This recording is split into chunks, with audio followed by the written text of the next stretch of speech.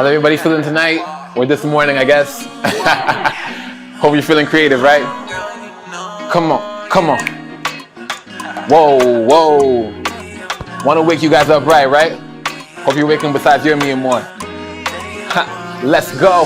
My mamacita, fine señorita. I wanna see ya, I wanna meet ya. I am in love with all of your features, yeah. I wanna feature you in my life. I want you for sure. Girl, you know I love is pure, baby. I want you for sure. Girl, you know my love is wow. My mamacita, fine señorita. I wanna see ya, I wanna meet ya. Que amor. Whoa, mi amor. I said, my mamacita, fine señorita. I wanna see ya, I wanna meet ya. Girl, you know. Ha, yeah. The muffin, half and all. You're my baby, oh. We don't gotta keep it on the low. We don't gotta keep it on the muffin, the muffin, You're my baby, oh. We don't gotta keep it on the low. We don't gotta keep it on the. I don't gotta be a doctor to inspect your body. I can make your body my hobby. Come meet me another. I said, I don't gotta be a doctor to inspect your body. I can make your body my hobby. Girl, come meet me. Take it low now. My mamacita, fine señorita. I wanna see ya, I wanna meet ya. Que amor.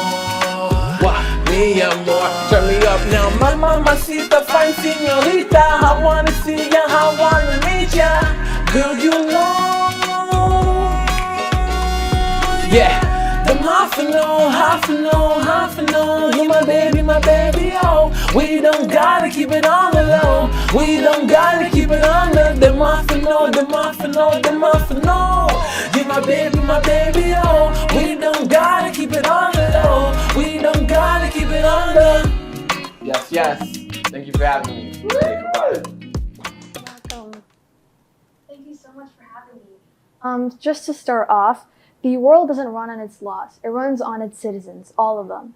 I'm Alisha and I'm 16 years old and I'm here to share a part of my story which I hope that you're also able to relate to. Ever since I was little, I loved reading and writing and getting involved in my community, and I found it a safe haven for whenever something happened, whether that was good or whether that was bad.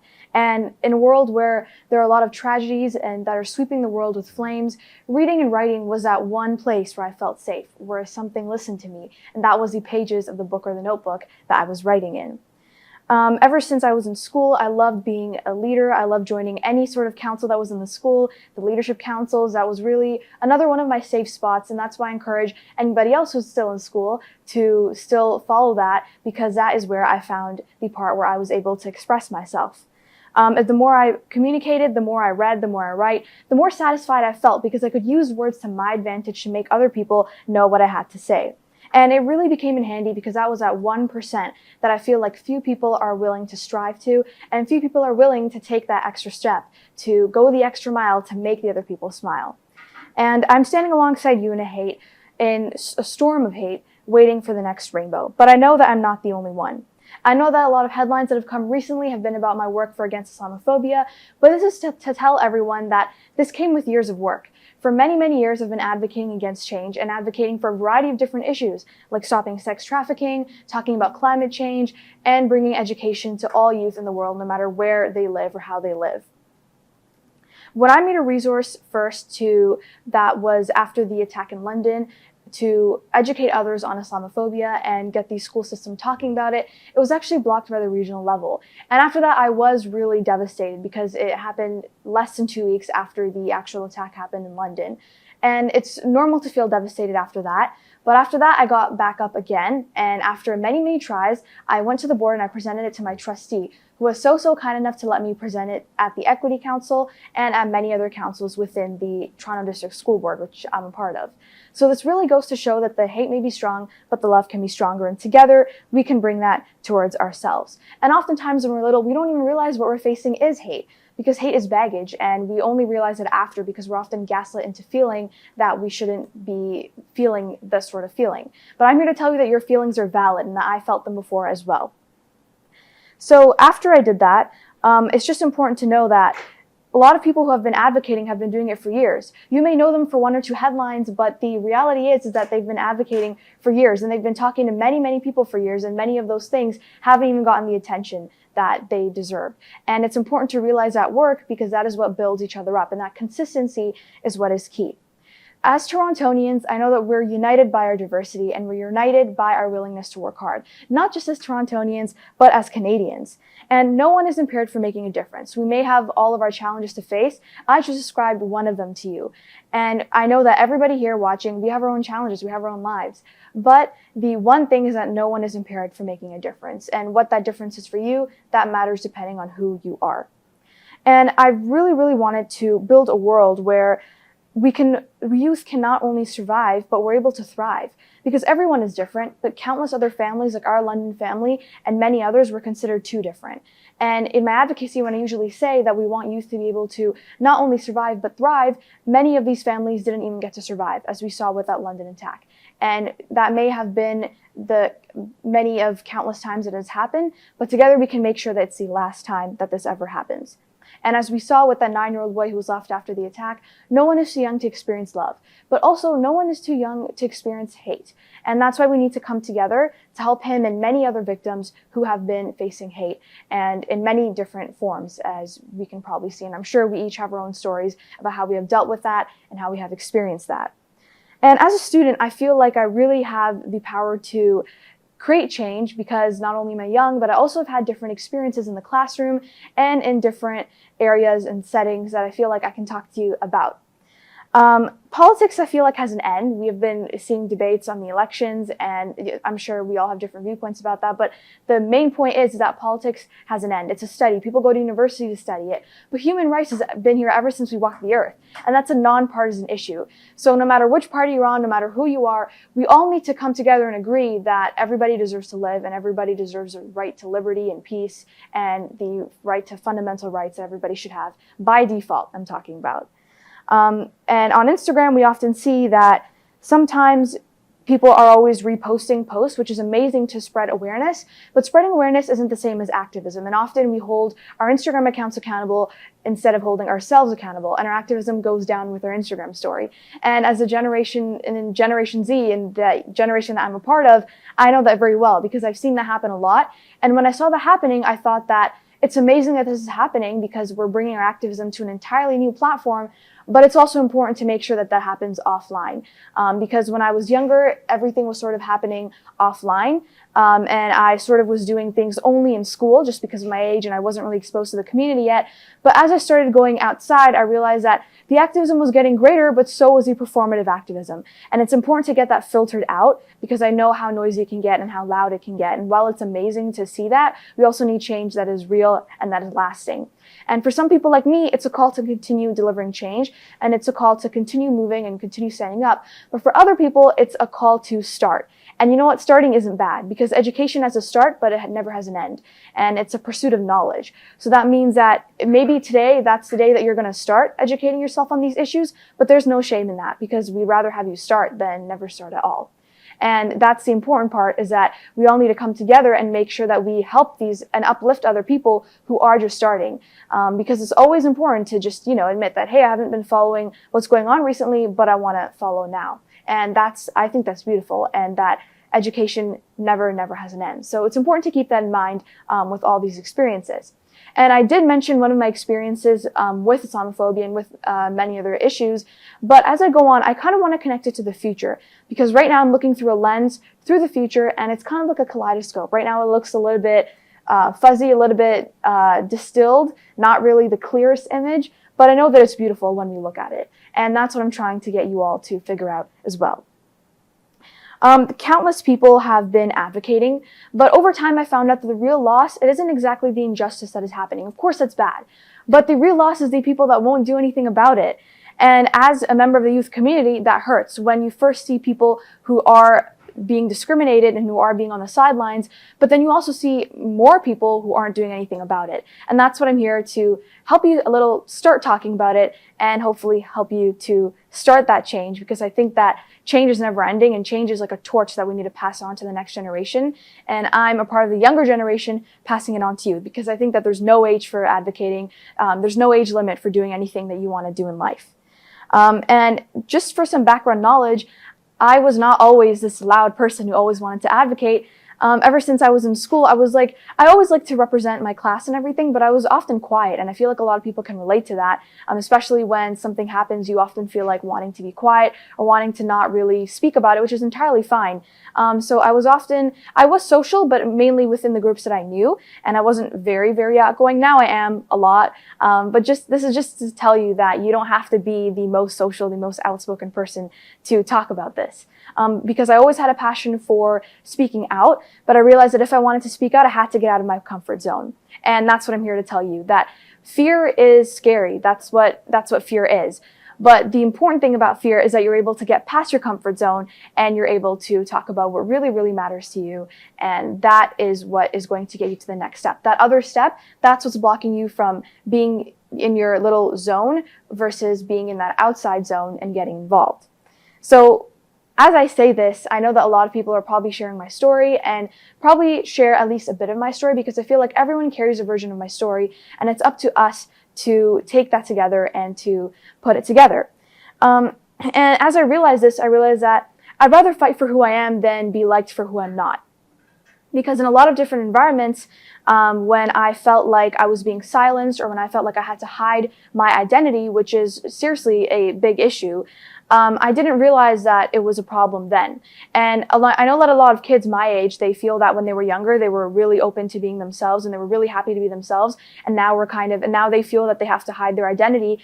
Personally, I kind of felt the opposite way. When I was younger, I always wanted to be like everybody else, because I was sort of in this school or in this environment that didn't have many people like me. And while that was nobody's fault, I felt like that was my fault, and that I felt like that was something that I had to hide. And as I grow older, I'm realizing I'm speaking more about my identity and about other people's identity, and bringing their identity out in them as well. And that really goes for everybody.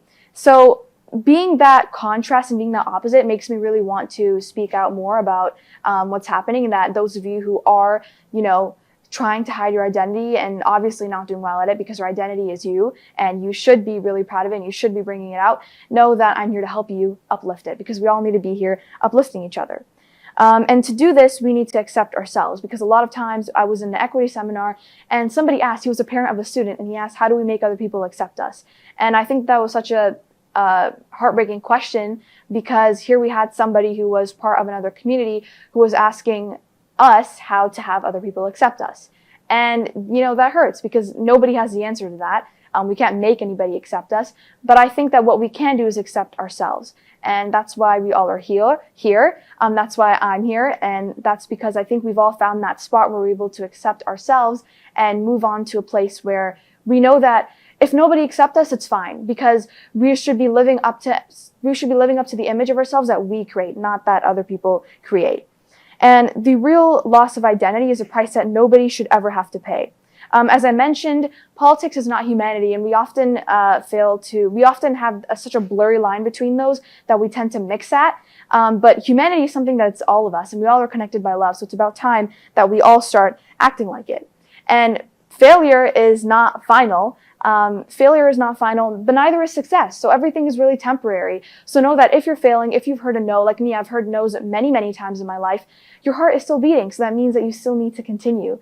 And if you still feel like, you're maybe torn down by the hate, it's entirely fine to take a break, because I know that a lot of times I have felt like that. And I felt like that I needed to keep continuing. And while that's important, it's also important to sit down and take a break, because that's always should be excused. That's something that you have a right to do, especially after I know that things can get hard in different environments. And we also have a lot of other things going on in our lives, which I totally understand.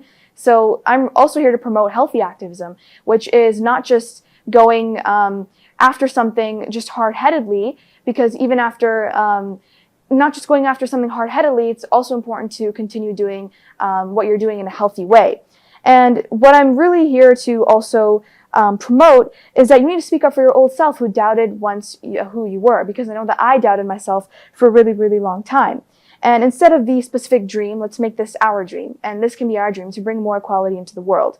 Because as a 16-year-old, I'm speaking to you to create a world where youth aren't only able to survive, we're able to thrive. And we're not only allowed to exist, we're able to succeed in these environments that we're being able to put in. And we're able to pave a new pathway for ourselves. And with this, it's totally fine to admit that we have mistakes, we do different things, but resiliency is key.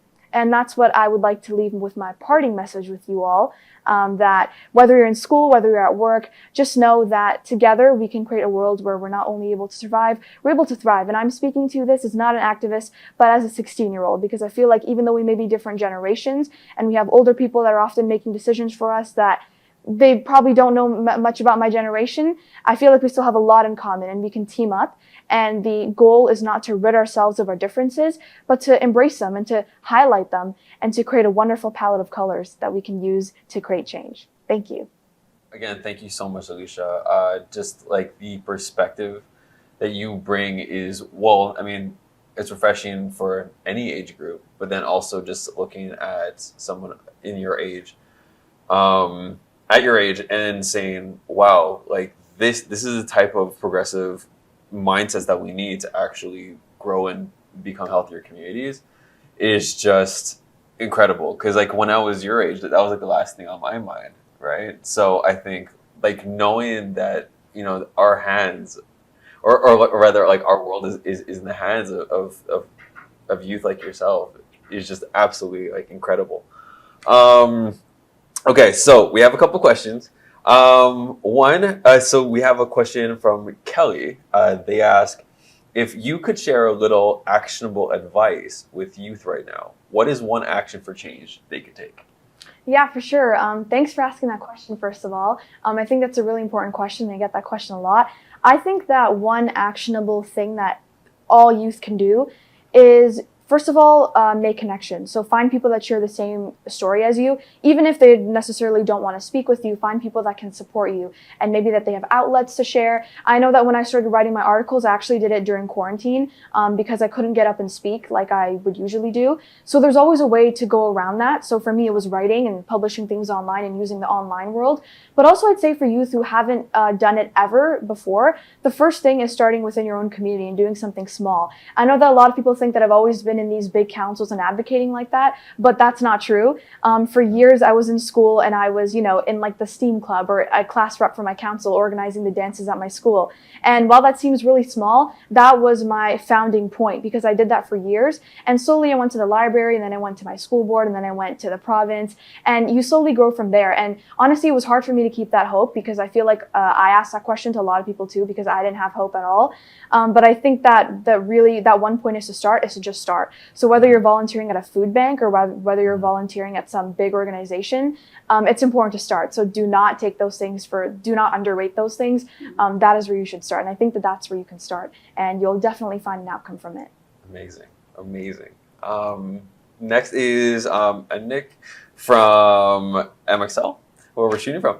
What do you say to someone who doesn't think their voice will make a difference?